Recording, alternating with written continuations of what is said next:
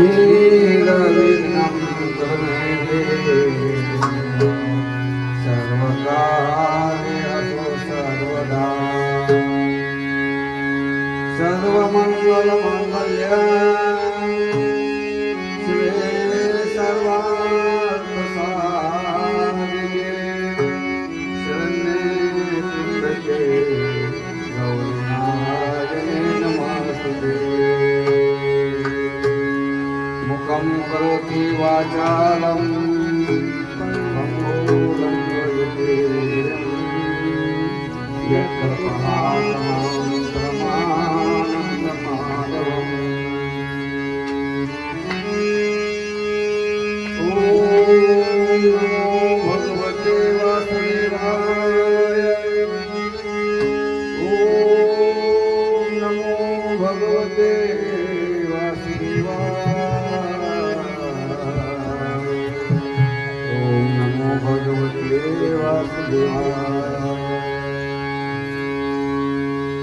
शरबिंदु समाकारे ब्रह्मस्वरूपिणे वासवाश्विते सरस्वती नमस्ते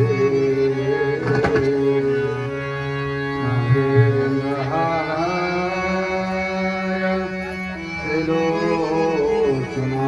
त्रिलोचनाय भस्माङ्गरागाय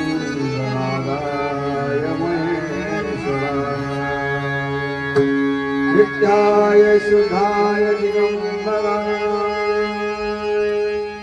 तस्मै नमः शिवाय सरस्वती माते द्यावी मद स्मृती येतो काकुलती तुझला लाडके लढीवार मागत शे बुध वंदिन हे रज चरणिके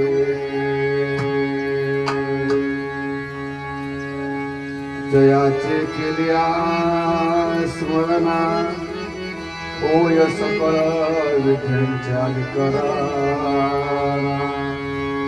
तेची वंदो श्री चरणा श्री गुरुचे नमस्कार नाथा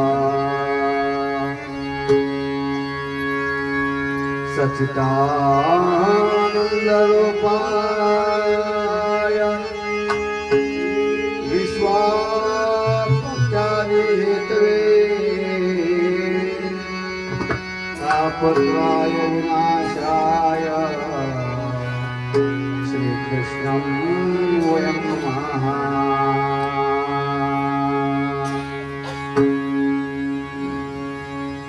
मनोजवं मारुतुल्यवेगं जितेन्द्रियं बुद्धिमतावरिष्ठं वातात्मकं वानरयुक्तमुख्यं श्रीरामदूतं शरणं प्रपद्ये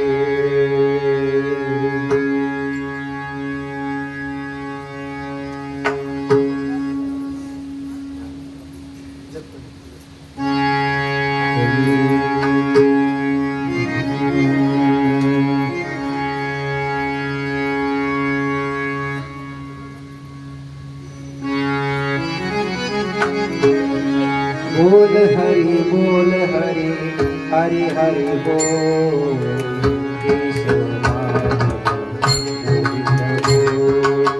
बोल हरि हरि हरि हरि बोल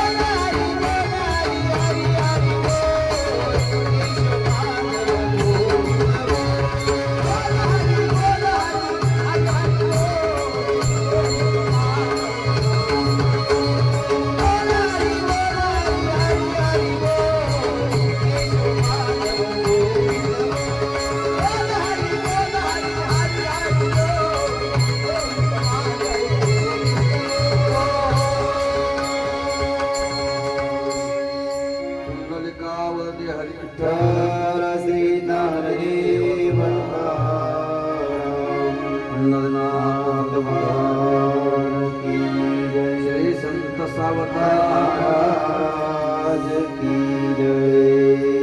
हरि ओम हरि ओम। असो श्री संत शिरोमणी सावता महाराज यांच्या समाधी सोहळ्यानिमित्त चालत असलेला अखंड हरिनाम सप्ताहातील तिसऱ्या दिवसाच्या कथेला आपण प्रारंभ करीत आहोत.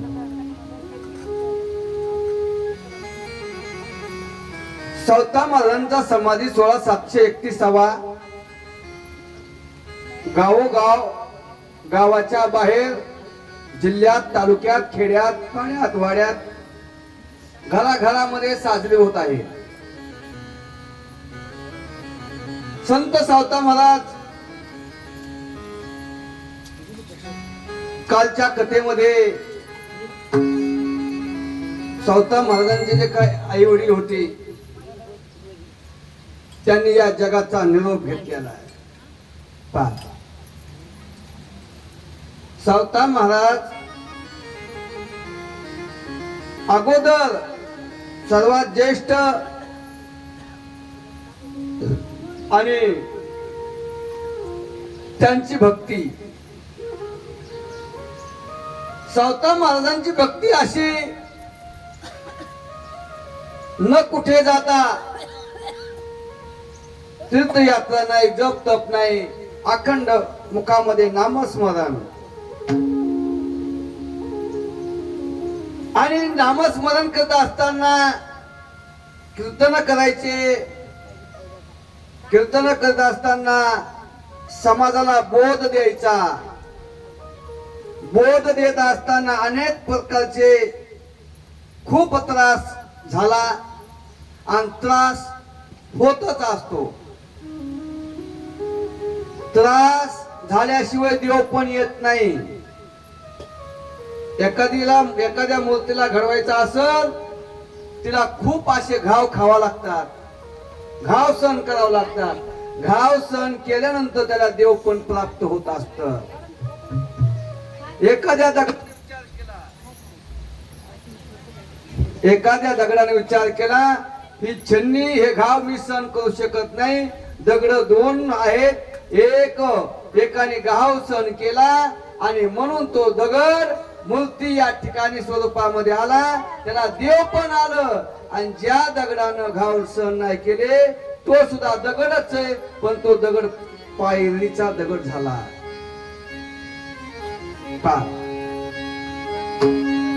आणि गावातील लोकांनी खूप त्रास दिला. साधू संतांना त्रास होतो. संत येतात, त्यांना असं वाटतं, येतात कुठून ते म्हणतात मी वैकुंठवासी, आम्ही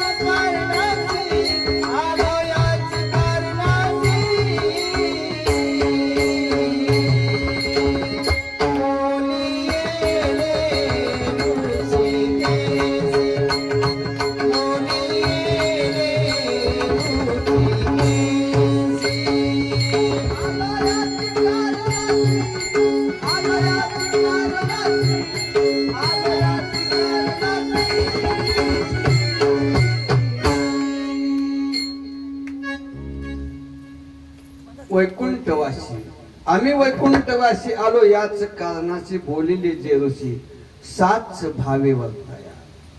मग आलो, जगाचं कल्याण व्हावं. चांगल्या माणसाला त्रास होत असतो, साधू संताला त्रास झाला, आमच्या ज्ञानोबारायाला खूप त्रास झाला. गावामध्ये एक वेळेस आमच्या मुक्ताबाईला मांडे तयार करायचे, मांडे भाजायचे. विसोबा काकानं मडकं दिलं नाही, खापर दिलं नाही. जे मडकं दिलेले ते मडकं फोडण्यात आलं महाराज. पहा, तुकोबारायांना खूप त्रास झाला, तसं आमच्या सावता महाराजांना खूप त्रास झाला. आणि ज्या ज्या वेळेला कीर्तन होत असताना सावता महाराजांचा एक शिष्य आहे, त्या शिष्याचं नाव काशीबा गुरव होता. काशीबा गुरव रोज कीर्तन श्रवण करायचं. 14व्याचं कीर्तन संपन्न झालं. त्या 14व्याच्या कीर्तनामध्ये सर्वांना बोध झाला. आपल्याला सुद्धा बोध होतोय.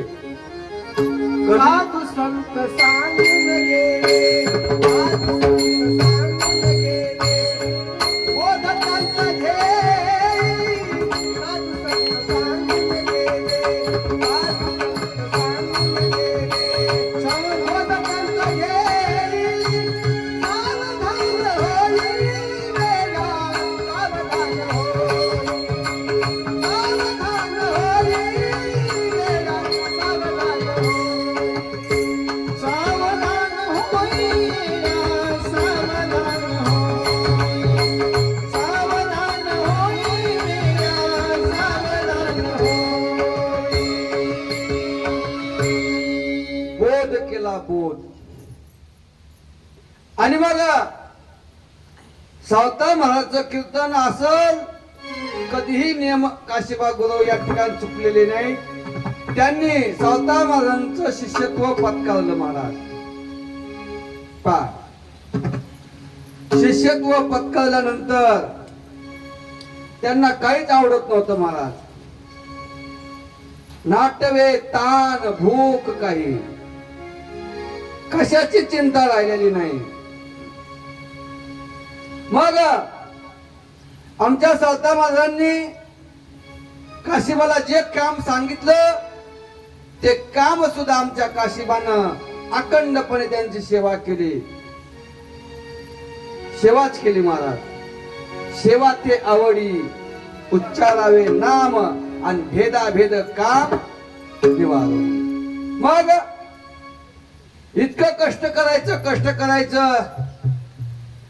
एके दिवशी जनाबाईने विचारलं, स्वामी काशीबा थोडा आज नाराज दिसतोय, काशीबाच्या चेहऱ्यावर तेज नाहीये. सावता महाराजांनी विचार केला, काय असेल असं कष्ट, काय किंवा काशीबाला काय कमी पडलं असेल.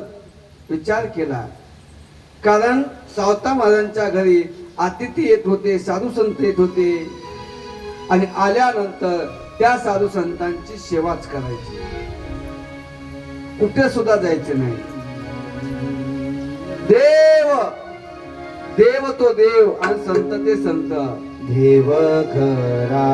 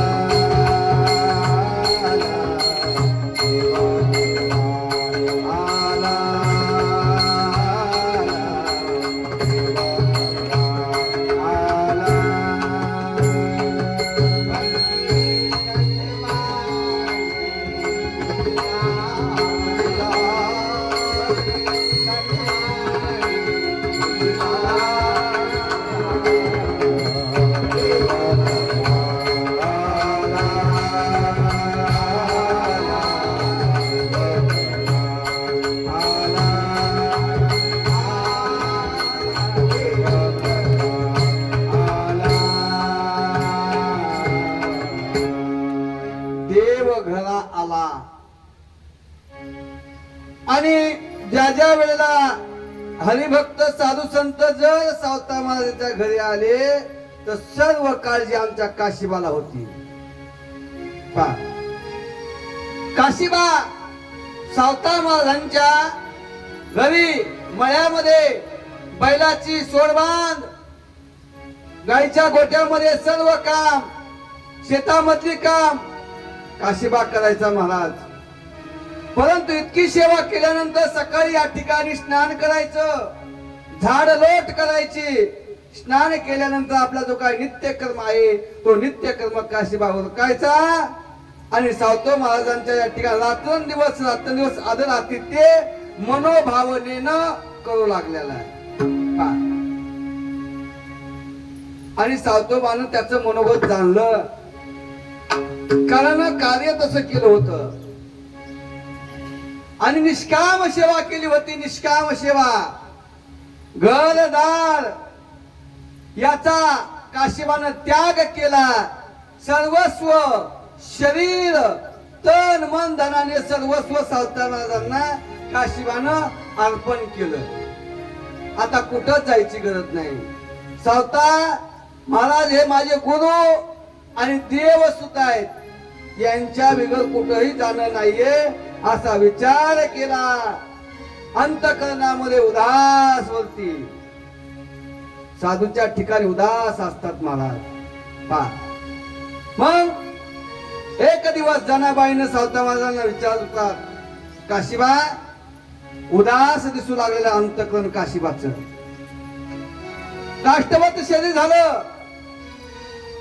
पहा, शरीर सावता महाराजांनी त्यावेळेला आपत्काल काही संकटच नसलं आलं सावता काशीबावर. एखादं संकट आलं, एखादं दुःख आलं, जवळच्या माणसाला सांगण्यापेक्षा आपल्याला कितीही दुःख जर आलं तर आपण दुःख कोणाला सांगायचं, शेजाऱ्याला सांगायचं नाही, कोणालाच सांगायचं नाही. आपलं सुख दुःख सर्व देवाला सांगायचं आणि देवाला सुख दुःख सांगितल्यानंतर त्याचं निवारण देव हे करीत असतो. देवा सांगो जाऊ देवाची या गावा, देव देवा विसावा, जाऊ देवाची या गावा, देव देवा विसावा.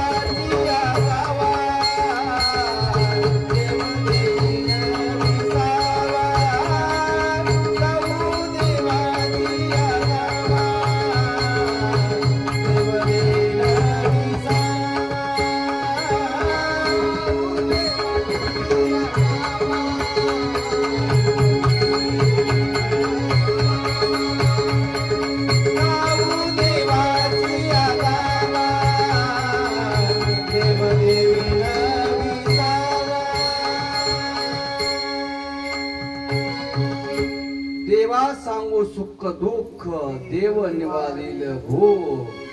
पहा, मग देवालाच आपलं सुख सांगायचं, देवाला दुःख सांगायचं आणि असं काशीबाचं होत महाराज. काशीबानं सर्व संसाराचा त्याग केला, परम वैराग्य धारण केलं. विवेक, श्याम, दाम, मुमुक्ष तत्व सर्व निष्काम कर्म या ठिकाणी करत असताना आता मला काही कळत नाही, माझी बुद्धी चलाक, आचरण सत्य शोध असताना कीर्तिदायक असा विचार केला. पा या कलियुगामध्ये 3-4 लोक सांगितले पा त्या ठिकाणी महिलोक, जनलोक, तपोलोक आणि सत्यलोक सांगितला. अनेक प्रकारचं ज्या ज्या युगामध्ये त्या युगामध्ये मनुष्याला भरपूर आयुष्य होतं आणि ह्या कलियुगामध्ये मनुष्याला आयुष्य कमी सांगितलं. आणि कमी सांगत असताना ज्या ज्या ठिकाणी आपण भगवंताचं ध्यान धारण केलं तेवढंच या ठिकाणी आपल्या सोबत येणार, दुसरं काही सुद्धा येत नाहीये. जे काही कर्म केलं कर्माचं भोग आपल्याला भोगावं लागतात. सावता महाराजांनी काशीबाला सांगितलं, काशीबा उदास का पा देव यानाचा मार्ग शेवट सत्यलोक चौकटे आणि स्वर्गलोक जो आहे. आता पहिल्या जुन्या काळात म्हणायचे आपण जर केलं तर मुलगा या ठिकाणी त्याचं प्रायश्चित्त भोगेल, परंतु नाही, हे कर्म आपल्याला या ठिकाणी करायचं आणि त्याचं फल सुद्धा या ठिकाणी आपल्याला प्राप्त होतं.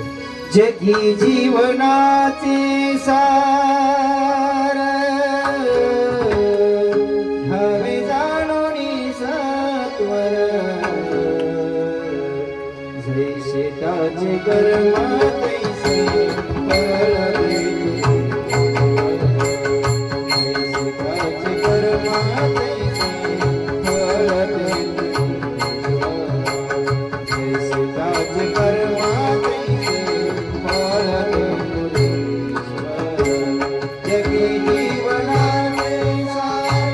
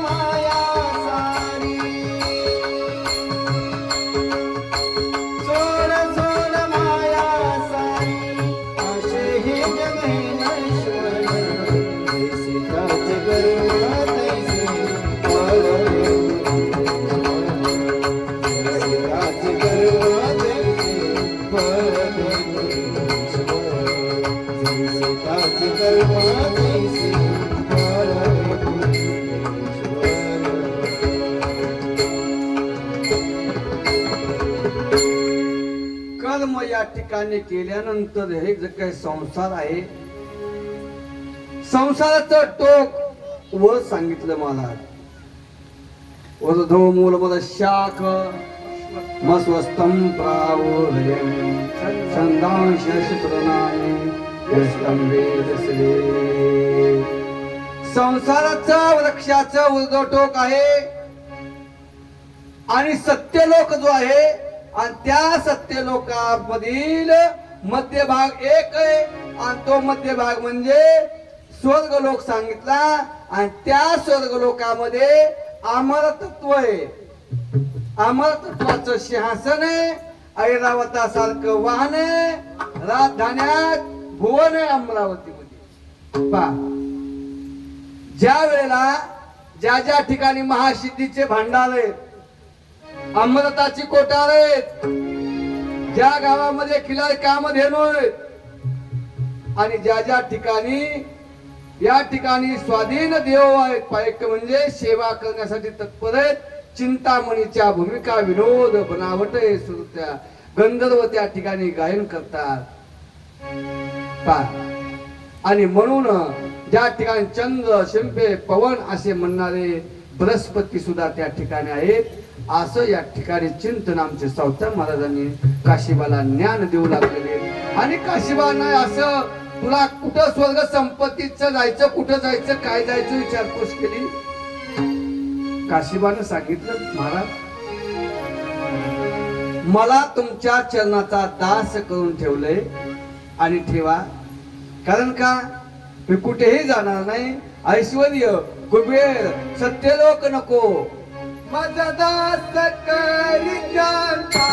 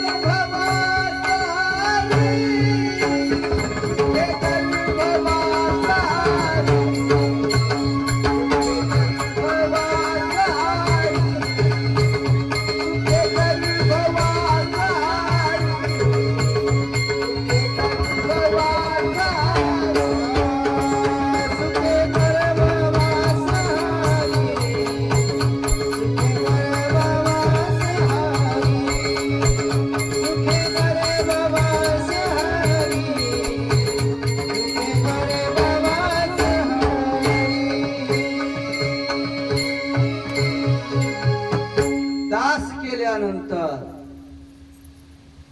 ज्या ज्या वेळेला मनुष्य देह, या मनुष्य देहामध्ये येताना कष्ट जाताना कष्ट आहे. सावता महाराजांना सांगितलं काशीबाला, काशीबा 84 लक्ष योनी फिरून फिरून आपल्याला मनुष्य देह प्राप्त झाला. हा मनुष्य देह प्राप्त झाल्यानंतर आपण काय करायला पाहिजे? आपल्याला शरीर हे दिलं, हे कशासाठी दिलं? देह दिला देह भजन गोमाता, देह दिला देह भजन गोमाता, देह दिला देह भजन गोमाता, देह दिला देह भजन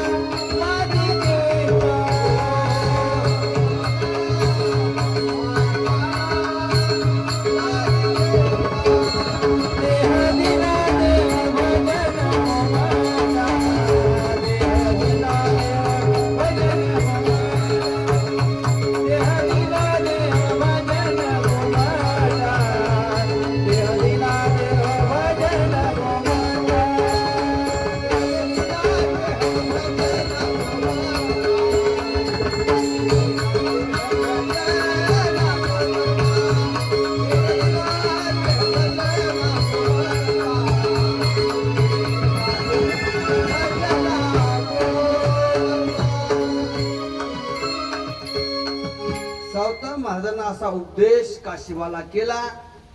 काशीबाला उपदेश केल्यानंतर काशीबा विचार सावता महाराजांना केला, जर आता याच्यापासून आपण या थोडी गुरुदक्षिणा जर घेतली, कारण शिष्य असा शिष्याला शिक्षण पूर्ण झाले, ज्ञान झाले, अज्ञान राहिल्यानंतर दक्षिणा घेणं हे पाप आहे असं सावता महाराजांना जाणलं. अज्ञान पूर्ण दूषण अदक्षिणा घेणं, मायेचा प्रताप अद्भुत दाखवला. अज्ञान संग जे होता, धन दारा ग्रह लोभ सतत या ठिकाणी संसाराची जी काय आस होती, आस सुद्धा निष्ठून गेली, राहिली नाही. संसाराचा विचार केला. संसार कसा आहे, संसार दुःखाचा आहे, विचार करायला लावला. कोणता विचार करायला लावला की बाबा क्षणोक्षणी हाची करा विचार, करावया पालभो सिंधू. मग बळकट, मग मोक्षाचं स्थान सुखरूप अखंड परमात्म्याची या ठिकाणी भक्ती, हरिहराचं नामस्मरण सर्व या ठिकाणी नित्य नियमानं या ठिकाणी त्यांना काही सुद्धा आवडत नव्हतं. नित्य नियमानं भजन करायचं आणि मग दुःखदायक सर्व सुख दुःखामध्ये कालाचा भयंकर ओघामध्ये जीव इच्छा सुखाची मात करू लागला. पातंत सदा जसं जसं प्रारब्धाचा भोग आहे तस तसं आपल्याला भोगावं लागतं. आणि भोग भोगल्याशिवाय हे भोग सगळ्यालाच भोगावं लागतं महाराज. हे भोग आपल्यालाच म्हणून नाही, देवादिकांना सुद्धा भोग भोगावं लागले. भोग हा कोणालाच चुकत नाही, कर्म कोणालाच चुकत नाही. राजा दशरथाला सुद्धा कर्म चुकलं नाही, पण रामचंद्राला सुद्धा कर्म चुकलं नाही. पा चुकलं का नाही. माता लक्ष्मी जानकीला सुद्धा 14 वर्ष 14 दिवस वनवास भोगावा लागला. राम लक्ष्मण जानकी. राजा दशरथ वियोगानं सुद्धा त्याला मरण पत्कावं लागलं. कारण का भोग आहे, भोग भोगल्याशिवाय निश्चिंत सुटका नाहीये.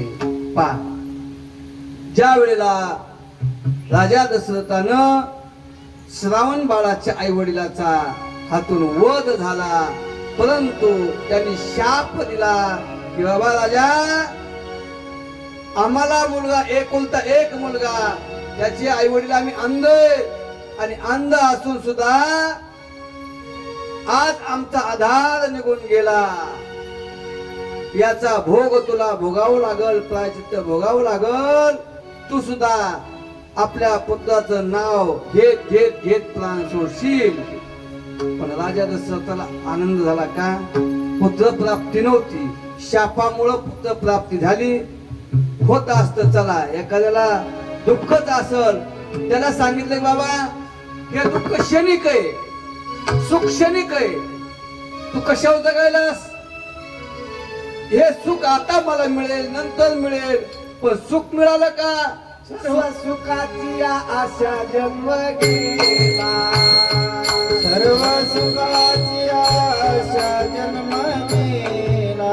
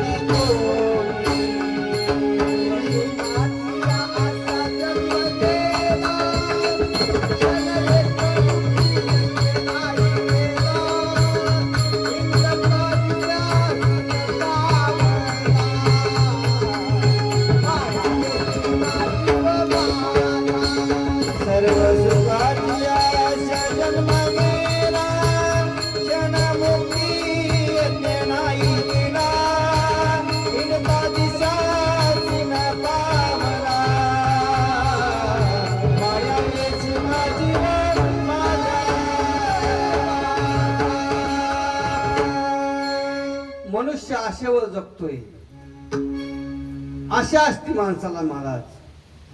चला सावता महाराजांना काशीबाला खूप उपदेश केला. काशीबा काही बोलत नाही.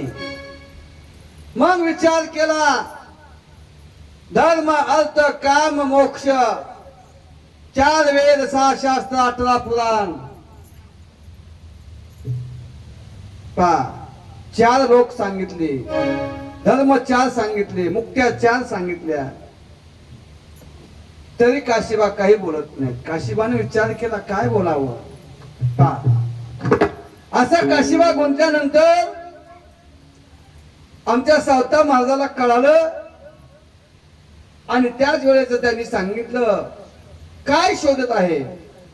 मग त्यावेळेस सकाळी सकाळी सावता महाराजांनी सांगितलं काशीबा आपल्या मळ्याकडे या, शुभ वेळ पाहायची. शुभ वेळ पाहिल्यानंतर एकांतामध्ये सावता महाराज काशीबाला घेऊन आपल्या मळ्याकडे निघतायत. आले मळ्याकडे बाबा.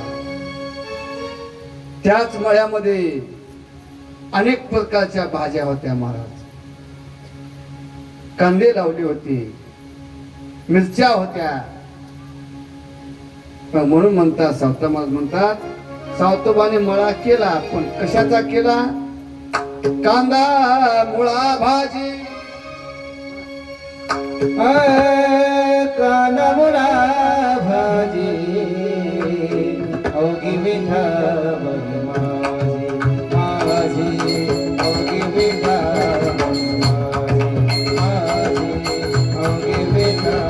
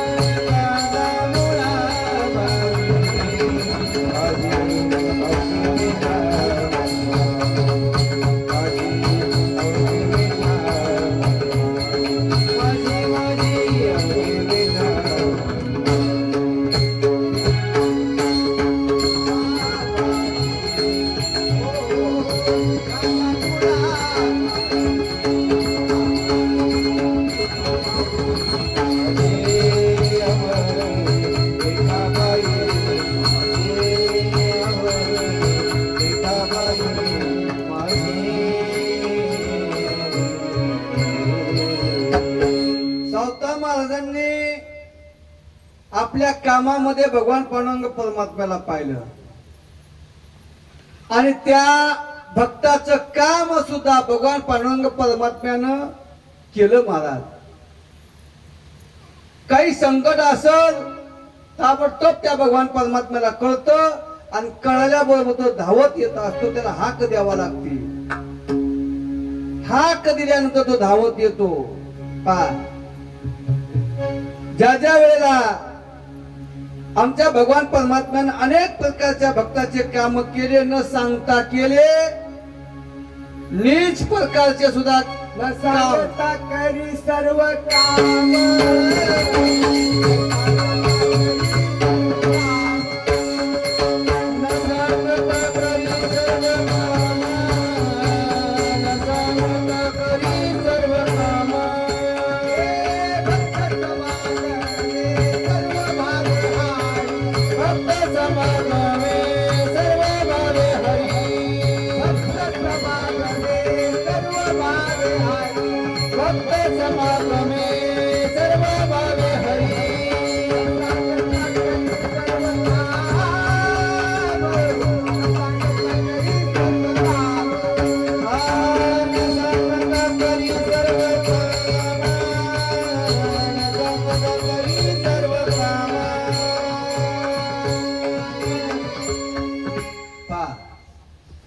ज्या ज्या वेळेस भक्ताला अडचण असेल, भक्ताचं काही काम पडलं असेल तर देव न सांगता सुद्धा काम करतो. पा ज्याच्या चित्तामध्ये आस नाही त्याचा भगवान पांडुरंग दास होतो. चित्ती नाही आस त्याचा पांडुरंग दास. असे भक्ताचे घरी कामे न सांगता करी. आणि मग एवढंच उपदेश काशीबाला केला. आणि काशीबाला आपल्या त्या भाजीच्या मळ्यातून जात असताना दोन्ही साईडच्या मध्ये एक झाड होतं, त्या झाडाखाली बसलेली काशीबाला बसवलं सावता महाराजांनी आणि सांगितलं, सावता काशीबा पा शुभवेळ पाहिला, दोघं निघतायत, आंब्याच्या झाडाखाली बसतायत. आणि यास्तव एकांत पाहिलं. काशीबाला बोध केला. सगळ्या जणांचे चोर जनाबाईच्या ध्यानात आलं. गुप्त भावार्थ जाणला. आणि काशीबा आणि सावता दोघं निघून जात आहेत मळ्यात. त्यांनी सांगितलंच नाही आम्ही कुठं चाललो म्हणून. पा तसंच असतं महाराज. काही कर्म काही काम करायचं असेल तर न सांगता सुद्धा या ठिकाणी निघून जातात. आणि मग सावता महाराजांना आसन घातलं. काशीबाला एक आसन दिलं आणि सांगितलं, काशीबा काशीबा हे आसनावर तू बस. काशीबाने सांगितलं, महाराज मी हे आसनावर, हो तू त्या आसनावर बस. पा मग त्यावेळेस काशीबाला पाहिलं आणि काशीबानं माझ्याकडे पहा म्हटली.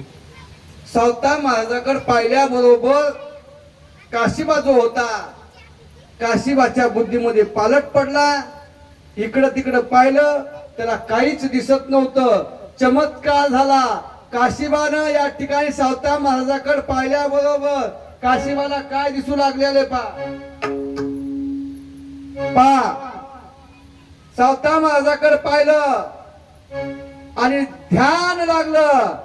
काशीबानं पाहिलं, सावता महाराजामध्ये स्वर्गलोक पाहिला, सत्यलोक पाहिला, दिसू लागलेले. ब्रह्मदेव, विष्णू, भगवान शंकर पा प्रत्यक्ष काशीबानं पाहिले. सनकादिक गण, गंधर्व, यक्ष, अप्सरा, इंद्र, चंद्र, सूर्य सर्व या ठिकाणी पाहू लागलेला. आणि पाहता पाहता सावतोबाची मुलगी नागी या ठिकाणी बाहेर येते. गाई, वासर, अलंगाव सर्व या ठिकाणी काशीबानं सावता महाराजांच्या बसल्या बसल्या ध्यान केल्याबरोबर स्वर्गलोक, मृत्यूलोक, सत्यलोक सर्व या ठिकाणी पाहिलं. आणि असा काशीबा शोधू लागलेला आहे, माझी जागा कुठे आहे हे शोधत असताना त्याने त्याला दिसू लागलेली नागी दिसली, जनाबाई दिसू लागलेल्या आहेत, मळा दिसू लागलेला आहे, कामाची माळी दिसू लागलेला आहे, ओंकार स्वामी, ग्राम जोशी, पाटील, तलाठी सर्व या ठिकाणी काशीबानं पाहिलं. परंतु काशीबाचा थांग पत्ता या ठिकाणी लागत नव्हता. टवटवीत सुंदर मळा दिसला आणि या ठिकाणी काशीबाला दृष्टनिंदक या ठिकाणाचा वीट आला होता. हे वीट आल्यानंतर ते लोक सुद्धा त्याला दिसू लागले. आणि मग स्वर्गलोक संपला, सत्यलोक सुरू झालेला आहे. सत्यलोक सोडून अधोलोक हा चमत्कार पाहू लागला काशीबा. आणि सर्व संपूर्ण दिव्य भाव राकट दिसू लागलेला आहे. आणि या ठिकाणी काशीबा कंटकमय वाट रुधिर या ठिकाणी घाणेरडे दृष्ट अमंगल या ठिकाणी विष्ठा मूत्र मलिन शरीर या शरीराची दुर्गंधी येऊ लागलेली. प्रत्यक्ष काशीबानं घातपात, न्यायनीती, तप्त लोह जस जसा या ठिकाणी जळत होता तद्वत त्याला या ठिकाणी दिसू लागलेले. काही मरण पावलेले हिंसक प्राणी, त्या प्राण्यांचे सांगडे दिसू लागलेले. सगळे लोक शरीर कुंभ पाक आणि दुःखदायक लोकबाधा, मासाचे अनेक प्रकारचे सडे पडलेले, जिकडं तिकडं गिधाड दिसू लागलेले, माशाचे पर्वत दिसू लागलेले, सर्प, विंचू, व्याघ्र, जीव ज्या जे प्राणी मनुष्याला चावा घेतील असं या ठिकाणी दुःखमय दिसू लागलेले. कोणी अंध आहे, कोणी बधिर आहे, कोणी मुख आहे, महारोगी, अनेक प्रकारचे त्याला या ठिकाणी दिसू लागलेले. पा त्याला खायला मिळत नाहीये आणि एकमेकांचा प्राण घेऊ लागलेले. महानरक आहे. 28 प्रकारचे नरक सांगितले. आपण जे जे कर्म केलं त्या त्या कर्माचं फल या ठिकाणी ते नरक आपल्याला भोगावं लागतो. श्रीमद भागवतामध्ये 28 प्रकारचे नरक सांगितले. पा मग त्या ठिकाणी ठाव कधी पाप नाही, कधी माझ्या मनामध्ये कोणाविषयी वाईट केलं नाही, माझ्या मनामध्ये कोणाची वासना सुद्धा वाईट नव्हती, कधी पाप कधी केलं नाही. काशीबाने विचार केला आणि माझी जागा कुठे हे शोधत असताना गुरु जप सावतोबाच्या वाच्यामध्ये ईश्वराजवळ न्याय नाही महाराज.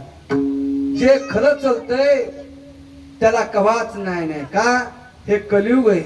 पा कलियुगामध्ये म्हणतात ना, धुंद झाला तुझा दरबार. पा विश्वाजवळ न्याय नाही. मग ज्या ज्या वेळेला सावता महाराजांकडे पाहत असताना काशीबाला असं मग्न झालेला, एकांत झाला.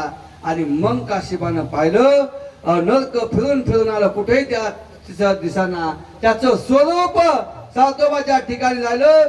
जे जे लोक पाहिले ते त्याला भास होऊ लागला. सावता स्वरूप व्यापक झाला.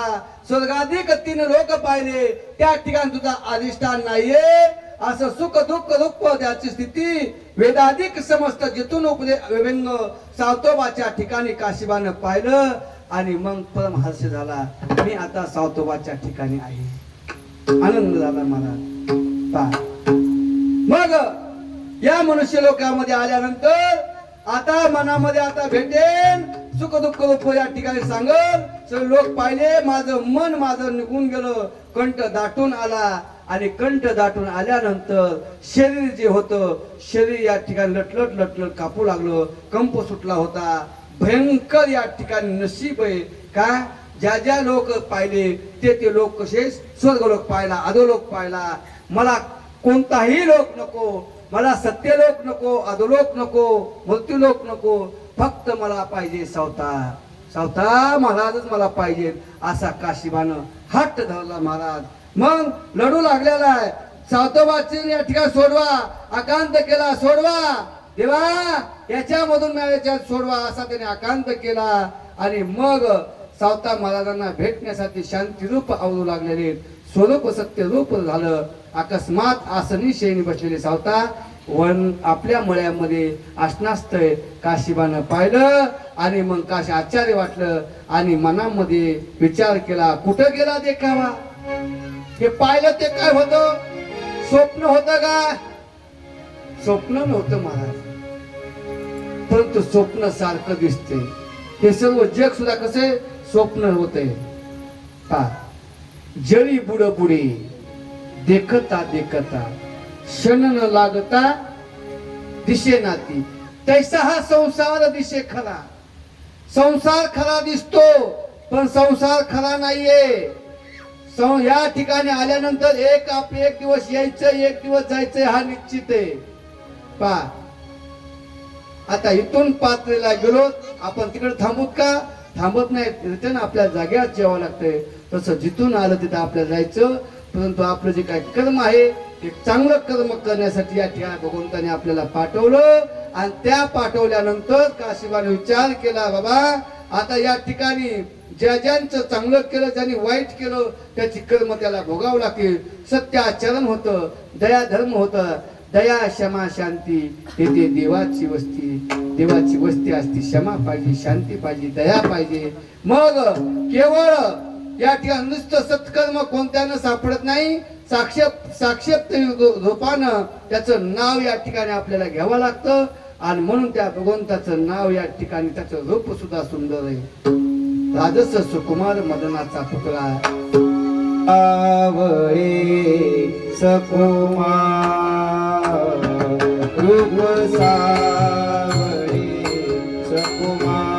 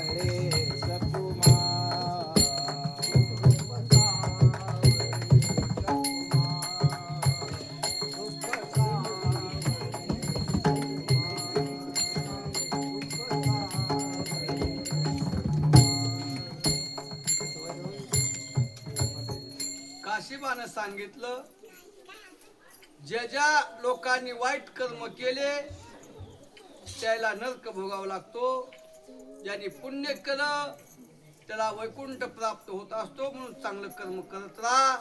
दोन्ही भाग या ठिकाणी सांगितले. ज्याची या ठिकाणी अल्पमती आहे, प्रथम भोग नरकाचा सांगितला, नंतर स्वर्गाचा सांगितला.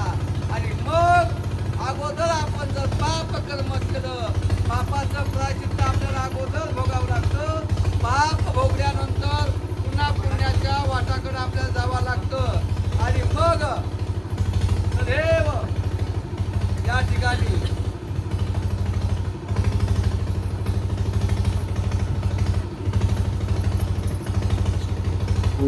ज्या वेळेला काशीबानं विचार केला, आपल्या गावामध्ये नास्तिक लोक आहेत, प्रथम त्यानं पुण्य या ठिकाणी भोगावं लागतं. पुण्य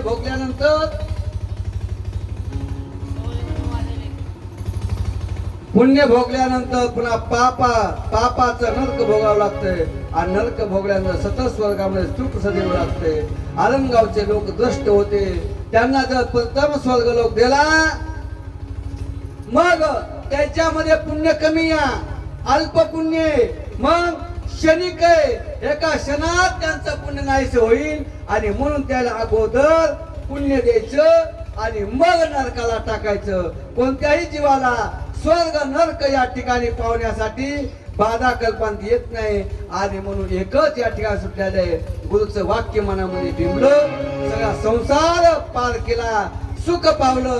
त्यावेळेला काशीबाला या ठिकाणी संशय जे होता, संशयाचं निरसन केलं. स्वर्ग भोगाची तुमची या ठिकाणी गुरु कोणत्याही मला इच्छा नाहीये, आता मला नाशिवंत सर्व दिसू लागलेले दृष्टीनं पाहिलं, हे जग सर्व नाशिवंत आहे, एक दिवस जाणारे. आणि जात असताना या ठिकाणी आपल्या सोबत कोणी सुद्धा येणार नाही. आणि म्हणून सांगू लागले, नाही कुणाचे कुणी तुझे नवे रे कोणी, नाही कुणाचे कुणी तुझे नवे रे कोणी. अंगिल जातो एकला प्राणा माझ माझ म्हणून, अंगिल जातो एकला प्राणा माझ माझ म्हणून. नाही कुणाचे तुझे नवे रे कोणी, नाही कुणाचे कुणी तुझे नवे रे कोणी. अंगिल जातो एकला प्राणा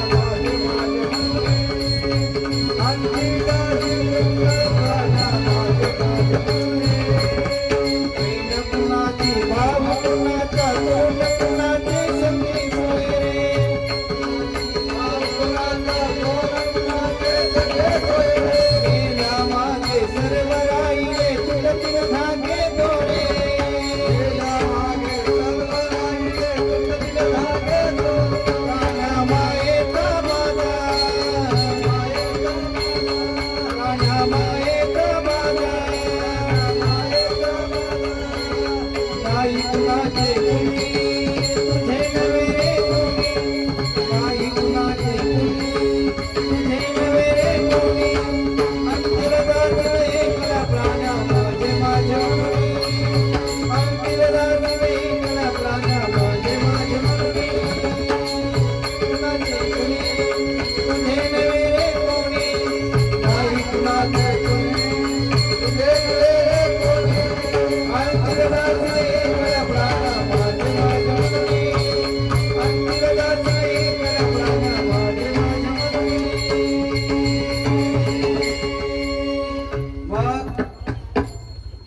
मग त्यांनी सांगितलं की बाबा या जन्मामध्ये आल्यानंतर आपल्या हातातून दान धर्म हे घडावं लागतंय.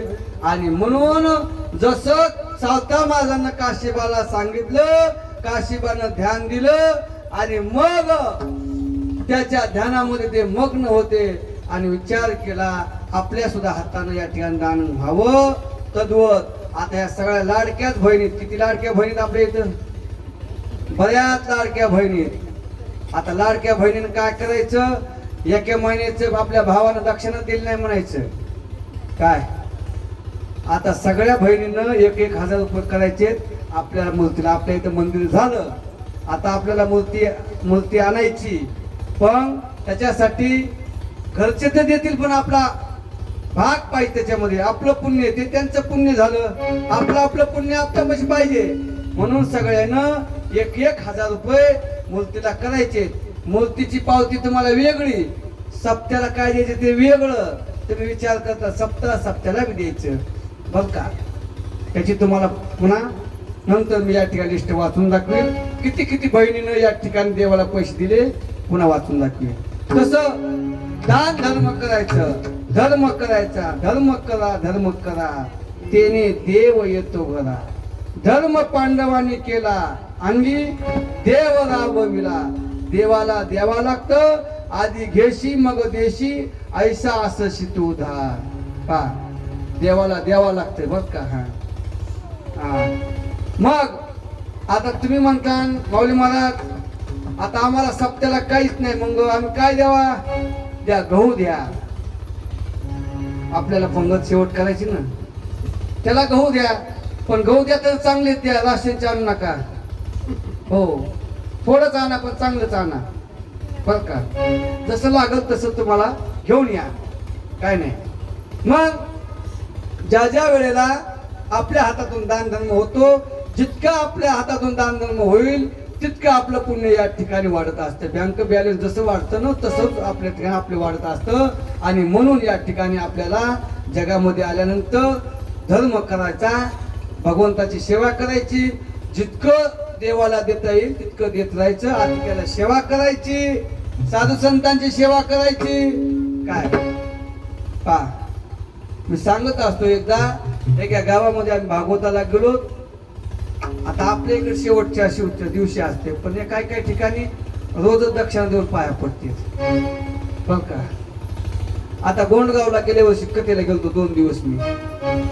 आमच्या महाराजांना सांगितलं जा म्हणजे माऊली मला 2 दिवस आमच्या बदली. ठीक आहे, आम्ही एसटीने जाणं येणं केलं. आता गेले तिकट्याला पैसे जाऊ द्या म्हणलं, पण काय तिथं गेल्यावर कळालं कथा झाली की रोज महिला मंडळ दक्षिणा देऊनच पाया पडत, रिकाम पाया पडत नाही. जमलं इथं नाही तिकडचं सांगायलो. देवाला म्हणून कसं काय द्या म्हणले, तिथं तसंच असतं, रोज दक्षिणा येते जाणे भागत आहे म्हणून चांगले. मग देवाला ते देतात, मावल्या देतात. कोणापाशी काही नसतं काही ते देतात. काय एकदा नेकलेस काहीतरी देवाला होय, काहीतरी आपलं घडा हो. मग कसं द्यावं लागतं. काशीबाला सांगितलं, काशीबा हे पुण्य करायचं असेल तर हे द्यावंच लागतं. आणि मग विचार करत करत त्याने केला. आणि मग स्वर्ग लोकामध्ये सर्व सुख लाभते. प्रथम आरंगावचे दुष्ट लोक त्यांना जरी प्रथम सुरुवातीला स्वर्ग प्राप्त झाला तर पुण्य कमी होतं. पुण्य कमी झालं की पुण्य संपलं की लगेच नरकाचा दाराकडे यावं लागतंय. पा मग त्यावेळेला काशीबाच्या मनामध्ये संशय होता. संशयाचं निरसन झालं. कोणत्याही लोकांमध्ये सुखाचं काच नाशिवंत सर्व त्याला दिसू लागलं. आणि विचार केला, सत्य लोक प्रेरकाचा नाश, पुनरावृत्ताची मेळी. स्वर्ग लोकांमध्ये काय असतं? सुख. जोपर्यंत पुण्याचा साठ आहे तोपर्यंत स्वर्गाचं सुख प्राप्त होतं. आणि मग या ठिकाणी निघावं लागतं. विचार केला, घरदार सर्व नाशिवंत, भक्तीचं सारे जगामध्ये प्रस्वादी नाही, केवळ दुःख जे आहे, ह्या दुःख जर आपल्याला आलं ना, सगळे सुखाचे सोबतीत पण दुःखामध्ये आपल्याला कोणी येत नाही. सब सुख के भाई दुःख में ना कोई. पा एखाद्या वेळेस काही घेणं देणं होईल, जवळचीच म्हणून देता येतील, घरचीच म्हणून देता येतील. जे काय तुम्ही पुण्य कमवलं ते पुण्य वाटून घेता येते का? घेता येत नाही. एखाद्याचा पाय मोडला पण त्याचं दुःख तुम्हाला वाटून घेता येतं का? दुःख वाटून घेता येत नाही, पुण्य वाटून घेता येत नाही. जे कर्म आपण केलं ते कर्म आपल्याला भोगावंच लागतं. आणि माझे या ठिकाणी पोटात आई त्यावेळेला तू माझी माता, पिता, जात, गोत, बहीण, भाता सर्व. आणि सावता महाराजांना काशीबाला ज्या वेळेला विषय सांगितला त्या वेळेस काशीबाला ते अभिमान विसरला. आणि विषयाचं ध्यान केलं, त्या भगवंताचं नामचिंतन या ठिकाणी करू लागलेलं आहे. देश कालाचं नियमन क्रियाचं संशोधन केलं आणि त्या भगवंताचं त्याचं या ठिकाणी भगवंताचं भजन करू लागलेलं आहे.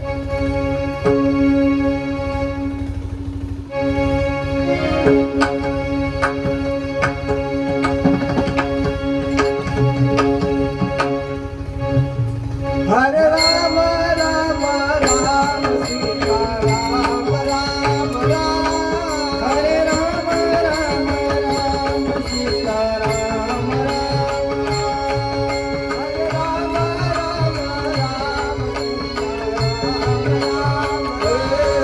हरे राम राम सीता राम राम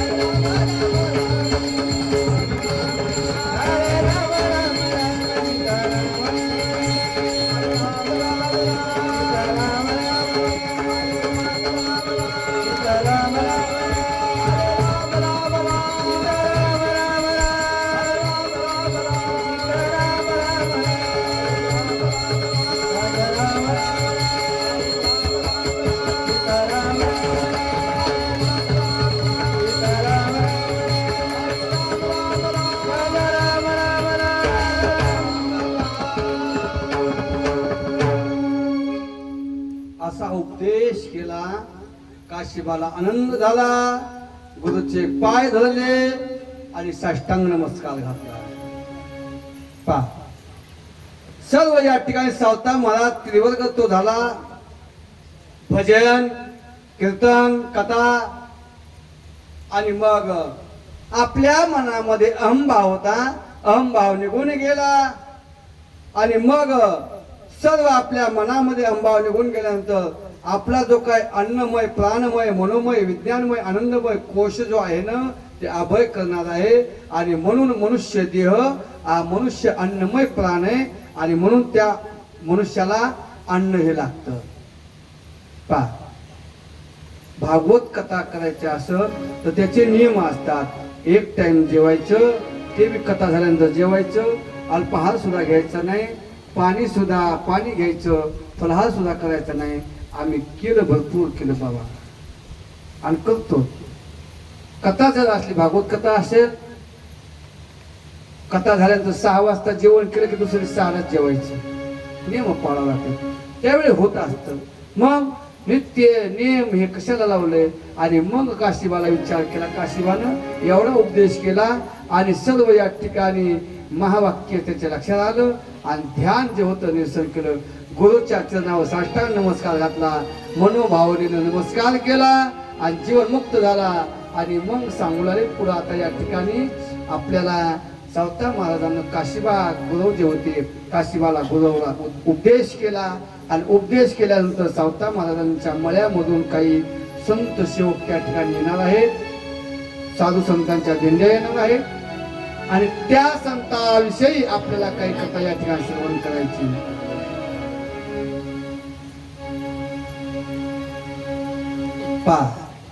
विचार केला, साधू संत या ठिकाणी निघतायत आणि मग परम भक्त भगवान परमात्म्याचे लाडके लढीवाळ भक्त नामदेव महाराज, नामदेव महाराजाला असं वाटत होतं भगवान परमात्मा कुठंच नाही.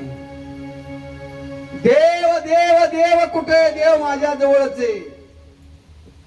पण बाहेरचा अभ्यासच केला नाही नामदेव महाराजांनी. नामदेव महाराजाला अभिमान सुद्धा झाला होता महाराज, अभिमान.